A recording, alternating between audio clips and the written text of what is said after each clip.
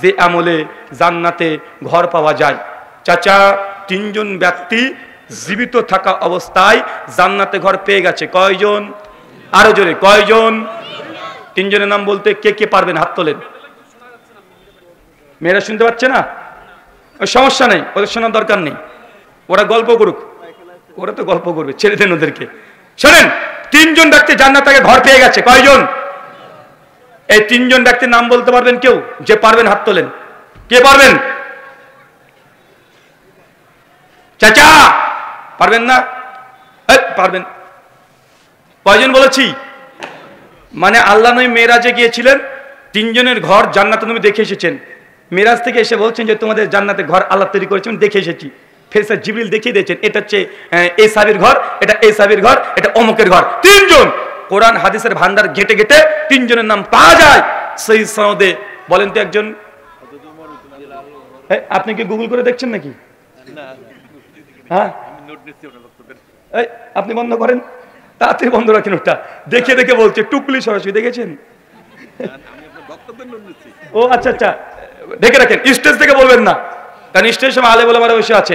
সামনে যারা আছেন তারা কয়জন বলেছি বলতে পারবেন? যে পারবেন হাত তোলেন।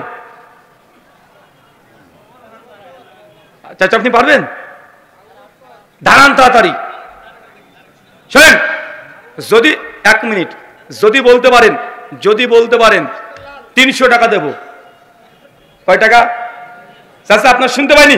আরে অফার না নিয়ে চাচা আগে উত্তর দিয়েছে। 1 ঘন্টা পড়বে, তারপরে শুরু করবেন।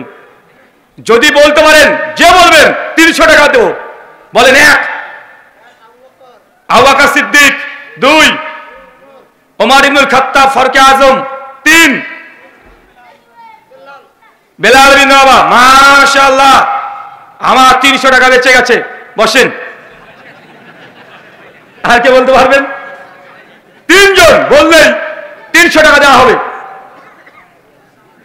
আচ্ছা যান, 500 টাকা দেবো। অনেক রাত্রি পর্যন্ত আলোচনা শুনছেন, 500 টাকা। কে বলতে পারবেন? 3 জনের নাম। কিরে ভাই, পারবেন না? আর একটা চান্স নেন, 500 টাকার ব্যাপার। যান 700 টাকা। হ্যাঁ, আর বাড়াতে হবে। 3 জনের নাম, শুধু নাম বলতে হবে। কোথায় আছে বলার দরকার নেই, ওটা আমি বলে দেবো। শুধু 3 জনের নাম বলতে হবে। 700 টাকা, 700 বাংলাদেশি টাকা, ইন্ডিয়ান ভাবেন না আবার। আমি বলবো? হ্যাঁ, আচ্ছা ঠিক আছে, আমি বলি। তাহলে আপনারা সকলে 700 টাকা করে তুলে দেন আমাকে। আমি নেব না, আমি কমিটিকে দিয়ে যাব। মসজিদ উন্নতি করবে, মসজিদ উন্নতিতে লাগবে। রাজি আছেন তো এবার? হ্যাঁ, রাজি নেই? আচ্ছা 700 না 500 টাকা দেবেন আপনারা? দেখেন, এই ইনশাল্লাহ ভয় বলবেন, এরা বাঙালি। কারণ বাঙালি ভাবে ইনশাল্লাহ যদি বলি তাই দিয়ে দিতে হবে, দিলে তো লস। তাই জন্য বাঙালি ভুল করে ইনশাল্লাহ বলবে না। কারণ বাঙালিকে টাকার কথা বললে মুখখানা কালো করে দিয়ে চলে যায়, আর টাকা যদি চায় অমনি ওঠাউঠি শুরু হয়ে যায়। আছে না নাই কথা বলেন? চলেন, টাকা পয়সা লাগবে না, আমি কোনদিন চাঁদা তুলিও নি, আমি তুলতেও পারি না। যদি মন চাই দিয়ে যাবেন, ঠিক আছে ইনশাল্লাহ? চলেন। 1 আসিয়া, কি নাম বললাম? 2 খাদিজাতুল কুবরা, 3 ওমর ইবনুল খাত্তাব। ও আবার গুগল করে দেখছে। হ্যাঁ, কি চ্যাট জিপিটি না? হ্যাঁ বুঝেছি। বেশিক্ষণ প্রশ্ন করে রাখা যাবে না, কারণ টুকটুক করে গুগল সার্চ করে বের করে ফেলবে উত্তর, অথবা ওই চ্যাট জিপিটি খুলে উত্তর বের করে ফেলবে। তার জন্য অত রিস্ক নিইনি। কয়জনের নাম বলেছি চাচা? 3 জন। চলেন 3 জনের ব্যাপারে একটু একটু আমরা জেনে আসি। প্রথম আসিয়া, কি নাম বললাম?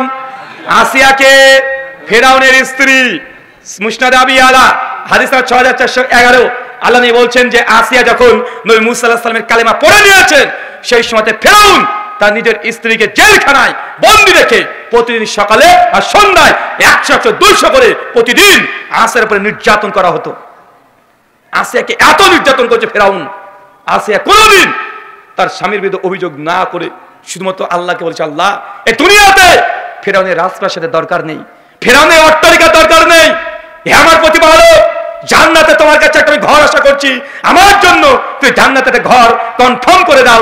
এরা বিবি আসিয়া বারবার আল্লাহর কাছে দোয়া করতেন। আমাদের নবীর উপরে কোরআনের আয়াত সূরা তাহরিম সূরা 66 আয়াত নম্বর 11-তে আল্লাহ জানিয়ে দিচ্ছেন যে সেই দিন বিবি আসিয়ার দোয়াকে আল্লাহ কবুল করে নিয়েছিলেন। আসিয়া যখন মৃত্যুবরণ করে সেই সময় জান্নাতে কোন ঘরটা পাবে তার চোখের সামনে এক ঝলক আল্লাহ দেখিয়ে দিয়েছেন। চিন্তা করতে পারছেন বিবি আসিয়া কত ভাগ্যবান? কেন? দুটো কারণ। এক, তাওহীদ, ঈমানের সঙ্গে আপোষ করেনি। দুই, তার সবর, ধৈর্য। আপনি চিন্তা করছেন যে ফেরাউনের মতো স্বামীর সঙ্গে ঘর করছে, সংসার করছে কে? আসিয়া। আমাদের মায়েদেরকে দেখেন, ওরা কল্পনা করতে পারবে? আরে ফেরাউনের সঙ্গে সংসার করছে। ফেরাউনকে জানেন? যদি তার সম্পর্কে না জানেন, এক বাক্যে শেষ কথা, দুনিয়ার মধ্যে সবচেয়ে খারাপ, বাজে, পাপী, নোংরা, বদমেজাজি কোন মানুষ যদি থেকে থাকে, এক নম্বর হচ্ছে ফেরাউন।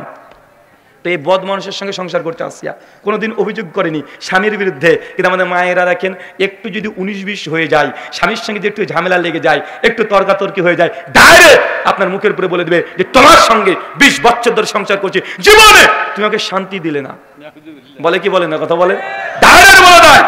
আবার এই কথা তো কমন ডায়লগ যে আমি বলে তোমার মতো মানুষের সঙ্গে সংসার করলাম, অন্য কোনো মেয়ে হলে জীবনে তোমার ভাত খেত না। এখন ও আবার হাত তুলে বলছে ঠিক, তাহলে তোমাকে বলেছে না? আচ্ছা, এই সমস্যা কার কার আছে?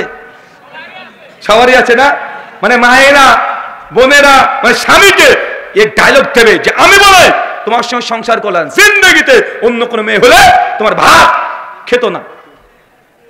আচ্ছা, আমি এরকম আলোচনা করেছি, একজন যুবক ও আমাকে প্রশ্ন লিখে পাঠিয়েছে যে রুহুল ভাই, আমার স্ত্রী আমার সঙ্গে ঝামেলা হলেই কথাটা বলে, কমপক্ষে কয়েকশোবার বলে দিয়েছে। এখন বলেন তো, এই স্ত্রী প্রতি আমার রাগ হয় যখন আমাকে এই কথা বলে, তাই বউকে কি তালাক দেওয়া যাবে? একটু মাসলা দিন। আমি বলছি, মাসলা দিতে গেলে তো ঝামেলা, কারণ আমি একটা মাসলা ফতুয়া দিয়ে দিব, তুমি বউকে তালাক দিয়ে দিবা, আর তোমার বউ সারা জীবন আমাকে গালি দিবে, বলে এই হুজুরের জন্যই আমার তালাক হয়েছে, মানে আমাকে ধুয়ে ছেড়ে দিবে। দেয় কি দেয় না? কথা বলেন। আমি বললাম মাসলা যা তা দেবো তো দেবো, একটু পেঁয়াজ লঙ্কা মাখিয়ে দিই, খেতে টেস্ট হয়। আমি বললাম যখনই তোমার স্ত্রী এরপরে তোমাকে বলবে যে আমি বলে সংসার করে গেলাম, অন্য কোনো মেয়ে হলে জিন্দগিতে সংসার করতে পারতো না, সেই সময় কানে কানে বউকে বলবে আর একটা চান্স নিয়ে দেখবো নাকি? তুমি যে বারবার আমাকে চ্যালেঞ্জ করছো যে অন্য কোনো মেয়ে নাকি আমার ভাত খাবে না, তো তোমাকে তালাক দিলে তুমি তো বাপের বাড়ি চলে যাবে, আমি যে নতুন একটা বিয়ে করি তুমি তো আর বুঝতে পারবে না, তো তুমি এই ঘরে থাকো, আর একটা নতুন বিয়ে করে নিয়ে আসছি পাশের ঘরে রেখে দেবো, দেখবা তুমি আমি তার সঙ্গে সংসার করতে পারছি কি পারছি না, আর ওই মেয়ে আমার ভাত খাচ্ছে কি খাচ্ছে না, একটা চান্স দাও না। শুধু এই কথা একবার বলে দিবেন, জিন্দগিতে এই কথাটা বলবে না, দারুণ কাজ করবে। কাজ করবে না ভাবছেন? এটা মারাত্মক তাবিজ। এটা কি তাবিজ? এই তাবিজটা ব্যবহার করবেন, করবেন ইনশাআল্লাহ। আচ্ছা, কে কে বিয়ে করেছেন হাত তোলেন তো। এগুলো বিবাহিত? মাশাআল্লাহ। যারা অবিবাহিত গরিব কে কে আছেন? বিয়ে করেননি? আরে সর্বনাশ, মানে এরা গরিব মিসকিন। আচ্ছা, হাত নামান। যার বউ নাই সে তো মিসকিন, তাই না? গোটা শীত চলে গেলে কোনো বউ জোগাড় করতে পারোনি, তোমার মতো দুর্ভাগা মানে এলাকা তার নাই। আচ্ছা, যারা যারা বিয়ে করতে চান কিন্তু আব্বা মা দেয় না, বলতে লজ্জা লাগে, কে কে আছেন একটু হাত তোলেন তো। হ্যাঁ, কেউ নাই? বিয়ে করার ইচ্ছা আছে, আব্বা মা দেয় না, একজনও নেই? আলহামদুলিল্লাহ। তার মানে যারা বিবাহিত না, বিয়ে করনি, তোরা বিয়ে করে কোনো যোগ্যতা হয় নাই। যোগ্যতা তখনই প্রমাণ হবে যখন বাপকে বলতে পারবা আব্বা বিয়ে করব, তখন তোমার যোগ্যতা হয়েছে।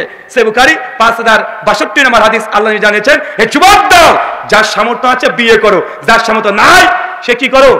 কি করো? সিয়াম রোজা পালন করো। তো বিয়ে করবেন, বউ দরকার, বাপকে এখনো বলতে সাহস পান না, তো তোমার মতো কাপুরুষের বিয়ে করে লাভ কি? কাল থেকে রোজা রাখবে, কারণ বিয়ে করার শর্ত কি? যোগ্যতা অর্জন করতে হবে। বিয়ে করবা, বউ দরকার, যোগ্যতাই হয়নি তোমার এখনো বলার। মাধ্যমিক এসএসসি পাস করেছো, বাপকে সঙ্গে ঝামেলা করছো, মায়ের সঙ্গে ঝামেলা করে R115 R15 আছে না নাই? কথা বলেন। R15 কিনছে, কিনে ঘুরে বেড়াচ্ছে, তো মোটরসাইকেল দরকার, বাপ মার সঙ্গে ঝামেলা করে মোটরসাইকেল চালিয়ে ঘুরে বেড়াতে পারো, কিন্তু বউ দরকার বলা যায় না। হ্যাঁ, বলা শিখতে হবে। যদি বলতে না পারো তোমার বিয়ে করার দরকার নেই। 2, খাদিজাতুল কুবরা। কি বললাম? সহিহ বুখারী 3242 নম্বর হাদিস। আল্লাহ নবী বলছেন যে হঠাৎ করে দেখছি ফেরেশতা জিবরিল আমার বাড়িতে চলে এসেছে হঠাৎ। তারপরে আর জিবরিল বলছে, ইয়া রাসূলুল্লাহ, ওই দেখেন খাদিজা আসছে, তার হাতে একটা খাবারের পাত্র আছে, খাদিজাকে বললেন জান্নাতে খাদিজার জন্য আল্লাহ চমৎকার একটা ঘর তৈরি করে রেখেছে, যার ভেতর থেকে বাইরে দেখা যায় আর বাইরে থেকে ভেতর দেখা যায়। খাদিজাকে বলেন আমি তার ঘর এখনই দেখে আসলাম। তার মানে জান্নাতে আরেকজন ঘর পেয়ে গেছে অলরেডি। অথচ আম্মাজান খাদিজা দুনিয়াতে চলাচল করছে, জান্নাতে অলরেডি ঘর তৈরি হয়ে গেছে। 3 ওমর ইবনুল খাত্তাব, কি নাম বললাম? ওমর বিন খাত্তাব, সহিহ বুখারী 3820 নম্বর হাদিস। আলাই মেরাজে গিয়েছেন, মেরাজে জান্নাত পরিদর্শন করেছেন ফেরেশতা জিবরাইলের সঙ্গে। হঠাৎ করে একটা ঘরের দিকে আল্লাহ নবীর চোখটা চলে যায়, দৃষ্টি চলে যায়। এত চমৎকার ঘর, দৃষ্টি নন্দন ঘর, নবী দেখে বারবার ঘরটা দেখতেই আছে। আল্লাহ নবী বলছেন মন চাচ্ছিল যে ওই ঘরে একবার প্রবেশ করি, ওই ঘরটা একবার দেখে আসি। জিবরিলকে বললাম, জিবরিল এত চমৎকার ঘর, সুন্দর ঘর, কার এত দামি ঘর? জিবরিল বলছেন, ইয়া রাসূলুল্লাহ এটা আপনার উম্মতের ফারুকে আজম ওমর ইবনে খাত্তাবের ঘর, আল্লাহ এত সুন্দর করে তৈরি করে রেখে দিয়েছে। নবী আমার বলছেন আমার মন চাচ্ছিল ঘরে প্রবেশ করি, কিন্তু আমি ওমর তোমার সম্মানের দিকে তাকিয়ে ওই ঘরে প্রবেশ করিনি। আমি চাইলাম ওমর যখন জান্নাতে প্রবেশ করবে প্রথম জান্নাতে তার ঘরে যেন পাটা ওমরের পরে, এই জন্য আমি ঘরে প্রবেশ করি নাই। ওমর বিন খাত্তাব এই কথা শুনে বাচ্চা শিশুর মতো হাউমাউ করে কান্না করছে। চিন্তা করতে পারছেন? মানে জান্নাতে ঘর পেয়ে গেছে কনফার্ম। এটা শুনেই ওমর বিন খাত্তাব কান্না করছে। আর আমরা কি করি কথা বলেন? জাহান্নামের কথা বললেও আমরা হাসি, হাসি না আমরা? জান্নাত তো দূর কি বাত, জাহান্নামের আযাবের কথা বললে অনেক মানুষ হাসতে শুরু করে দেয়।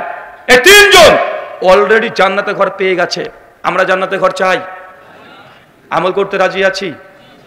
বেশি না, 5 ওয়াক্ত নামাজ, এদিকে নিসবত করে 5খানা আমলের কথা বলবো। কয়টা আমলের কথা বলবো? মাত্র 5খানা আমলের কথা বলবো, যে 5টা আমল করলে আপনি জান্নাতে ঘর পাবেন। 1 সহিহ বুখারী কিতাবুস সালাত হাদিস নম্বর 450। আল্লাহ নবী বলছেন কেউ যদি দুনিয়াতে একটা মসজিদ নির্মাণ করে দেয়, বাইতুল ফিল জান্নাহ, আমি আল্লাহ তাকে জান্নাতে ঘর দিয়ে দেব। চাচা প্রথম আমলটা কি? কথা বলেন, কি করতে হবে? এই দুনিয়াতে একটা মসজিদ নির্মাণ করতে হবে। মসজিদ কার ঘর? আল্লাহর ঘর। দুনিয়াতে আল্লাহর ঘর তৈরি করবেন, আল্লাহ আপনাকে জান্নাতে আল্লাহ ঘর দিয়ে দিবে। করতে রাজি আছি তো ইনশাআল্লাহ? হুজুর 20-30 লাখ টাকার ব্যাপার একটা মসজিদ তৈরি করতে, আমি তো গরিব মানুষ, মিসকিন মানুষ, নিজেরই তো বাড়ি নেই, এত বড় মসজিদ তৈরি করতে পারবো না। চাচা আপনি ভাবছেন যে আপনার টাচ দিয়ে মসজিদ তৈরি করতে হবে, 2 তলা 3 তলা বিল্ডিং করতে হবে, পাকা ইট দিয়ে করতে হবে? না, আল্লাহ নবীর জামানাতে এই পাকায় এত মজবুত করে এই মসজিদ ছিল না। নবীর জামানাতে মসজিদ ছিল শুধুমাত্র খেয়ার দিয়ে আর বিভিন্ন রকমের গাছ, খেজুর গাছ দিয়ে সাজানো মসজিদ ছিল। দুনিয়াতে যদি একটা কাঁচা টিনের পাক করে দিয়ে যদি মসজিদ যে তৈরি করে দেন, বাইতুল ফিল জান্নাহ, আপনার জন্য জান্নাতে ঘর পাওয়া যাবে। রাজি আছেন ইনশাআল্লাহ? যদি তাও না পারেন চলেন আরেকটা হাদিস আপনার জন্য, সুনান ইবনে মাজাহ হাদিস নম্বর 738 সনদ সহিহ। আল্লাহ নবী বলছেন কেউ যদি দুনিয়াতে পায়রার ঢোপের সমান, পায়রার ডিমের সমান মসজিদ তৈরি করে দেয়, বাইতুল ফিল জান্নাহ, আমি আল্লাহ তাকেও জান্নাতে ঘর দেবো। চাচা কত বড় মসজিদ? পায়রার ডিমের সমান। বলেন তো পায়রার ডিমের সমান মসজিদ তৈরি হয়? পায়রার ডিমের সমান মসজিদ তৈরি করতে পারবেন না। ইমাম হাজার আসকালানী সহিহ বুখারী 450 নম্বর হাদিসের আলোচনা করতে গিয়ে তিনি বলছেন এই হাদিসের অর্থ কি, যে পায়রার ডিমের সমান নবী কেন বললেন? এই হাদিসের হাকিকত হচ্ছে এইটা, কোনো ব্যক্তির মসজিদ তৈরি করার নিয়াত আছে, তার একগ্রতা আছে, কিন্তু অর্থ নেই, টাকা নেই, কিন্তু ওই ব্যক্তি মসজিদের জন্য অন্তত দুনিয়াতে একজন মানুষ নামাজ পড়তে পারে এমন জায়গা সে আল্লাহর রাস্তায় দান করে দিয়েছে, একটা জায়নামাজ সমপরিমাণ, ওই ব্যক্তিও জান্নাতে ঘর পাবে। এখনো বুঝতে পারেনি? আর একটু সহজ করে দিই আমলটা করার জন্য। এলাকাতে ইঞ্জিনিয়ার আছে না নাই? কালকে চলে যাবেন, ইঞ্জিনিয়ারকে বলবেন ইঞ্জিনিয়ার সাহেব একজন মুসল্লির নামাজ পড়তে কতটুকু জায়গা লাগে? মানে একটা জায়নামাজের মাপ 2 ফিট বাই 4 ফিট। কত ফিট? 2 feet by 4 feet. ইঞ্জিনিয়ারকে বলেন 2 ফিট বাই 4 ফিট জমি, সিমেন্ট, ইট, বালি, পাথর, রড, রং মিস্ত্রি, রাজমিস্ত্রি, ছাদ, ঢালাই, ইলেকট্রিক, সমস্ত কিছু খরচ কত হবে বলেন তো? ইঞ্জিনিয়ার সাহেব তিনি হিসাব করে স্কয়ার ফিট বের করে দিতে পারবে কি পারবে না? এলাকায় রাজমিস্ত্রি আছে না নাই? আছে। ওরা বের করতে পারবে কি পারবে না? যদি বের করে বলে যে 80,000 টাকা আজকে নিয়াত করে নেন, মৃত্যুর আগের দিন পর্যন্ত দুনিয়াতে একটা বড় মসজিদ তৈরি করতে না পারলেও একজন মানুষ যেন নামাজ পড়তে পারে এমন ব্যবস্থা মৃত্যুর আগের দিন পর্যন্ত হলেও আপনি চেষ্টা করবেন যে দুনিয়াতে একজন মানুষের নামাজ পড়ার ব্যবস্থা আপনি করবেন। পারবেন না ইনশাআল্লাহ? পারবে তো ইনশাআল্লাহ? আরে বেদাতিরা বাপ মারা গেলে 2খানা গরু জবাই করে 3 লাখ টাকা খরচ করে হাজার হাজার মানুষকে খাওয়াতে পারে, বেদাত করছে। কিন্তু আপনি তো সহিহ আকীদার আহলে হাদিস, আপনি সুন্নাতে আমল করতে পারবেন না। বাপের জমি আপনি ভোগ করছেন, বাপের জন্য একজন মুসল্লি নামাজ পড়তে পারে এমন টাকা দান করা যায় না? যায় কি যায় না? বাপের আপনি 1 বিঘা জমি খাচ্ছেন, বাপের জন্য একটু মসজিদে যে 80-90 হাজার টাকা অন্তত পক্ষে দিয়ে একজন ব্যক্তি নামাজ পড়তে পারে এমন ব্যবস্থা করলে ওই ব্যক্তি নামাজ পড়ে যত নেকি পাবে, আপনার বাপ কবরে তত নেকি পাবে। কত সহজ না? সুন্নাত মানে নেকি আর নেকি, বিদআত মানে কি? বিদআত মানে জানেন? ওই যে 1000 মানুষকে খাওয়াবেন, খাওয়া দাওয়া করে যাবে, দাঁতে খিলিন দিবার, বলবে দূর ঝালটা একটু বেশি ছিল, আর লবণটা কম দিল কেন রে ভাই, আর পেঁয়াজটা মানে নাই একদম, বা এরকম বলে কি বলে না? মানে বেদাত, ওই বেদাতের জাত মেরে ছেড়ে দিবে একদম। আর সুন্নাত মসজিদে ইবাদত করবে, বাপ কবরে নেকি পাবে। ইনশাআল্লাহ করা যাবে তো? ইনশাআল্লাহ, ইনশাআল্লাহ প্রত্যেক বাপ তার সন্তানকে উচ্ছেদ করে যাবেন। আমার নিয়াত আছে এক মুসাল্লা মসজিদে দান করে দেওয়া। যদি আমি না পারি, আমার সম্পত্তি মৃত্যুর পর ভাগ করার আগে ওই সম্পত্তিকে বাদ দিয়ে আগে এক জায়নামাজ মসজিদে দান করে তারপর তোমরা বন্টন করবা ইনশাআল্লাহ।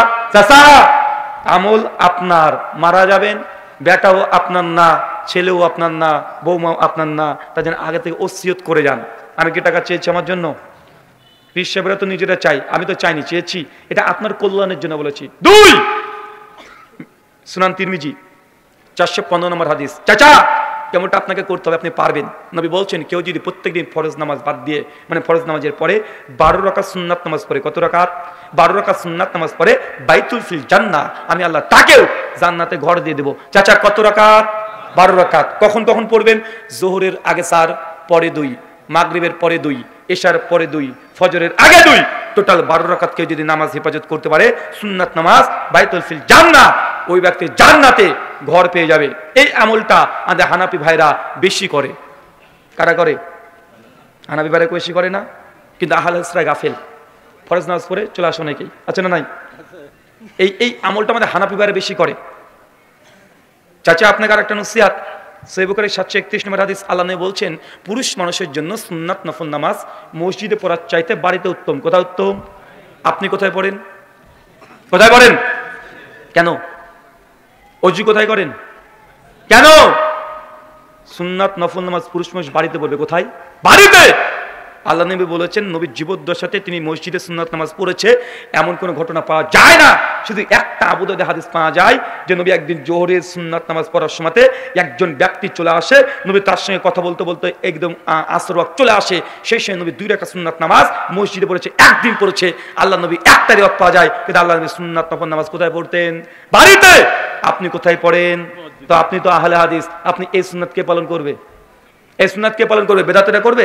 আরে এই সুন্নাতটা মরানা তাজা, বাড়িতে সুন্নাত নামাজ নফল নামাজ পড়তে, এটা সুন্নাত তাজা না মরা সুন্নাত হয়েছে এখন? এটা এখন মৃত সুন্নাত হয়ে গেছে, কেউ আমল করতে চায় না। হানাফিরা করে না, আহলে হাদিসরাও করে না। তাবরানী আওসাত 18159 নম্বর হাদিস, নবী বলছেন, আমার কেউ মৃত সুন্নাতকে যদি জীবন্ত করে, যে তাজা করে, তাহলে 50 জন শহীদের নেকি তার আমলে দিয়ে দেওয়া হবে ইনশাআল্লাহ। কাল থেকে কোথায় হবে চাচা? আজকে ফজরেই সুন্নাত মসজিদে পড়বেন না, কোথায় পড়বেন? বাড়িতে পড়বেন। তার মানে এই নয় যে মসজিদে সুন্নাত নামাজ পড়া জায়েজ না, জায়েজ, পড়াটা জায়েজ, তবে মসজিদের চাইতে বাড়িতে উত্তম। কোথায় উত্তম? বাড়িতে উত্তম। তাই বাড়িতে পড়া প্র্যাকটিস করবেন ইনশাআল্লাহ। আবু বকর, ওমর, ওসমান, আলী সবার বাড়িতে একটা করে আলাদা ঘর থাকতো, যেটা ইবাদতখানা, যে তাহাজ্জুদের নামাজ পড়বে, সুন্নাত নামাজ পড়বে, নফল নামাজ পড়বে। আপনার বাড়ির মেয়েরা তারা সুন্নাত নফল নামাজ ওইখানে পড়বে। তাহাজ্জুদের নামাজ পড়া দরকার, কোথায় পড়বেন?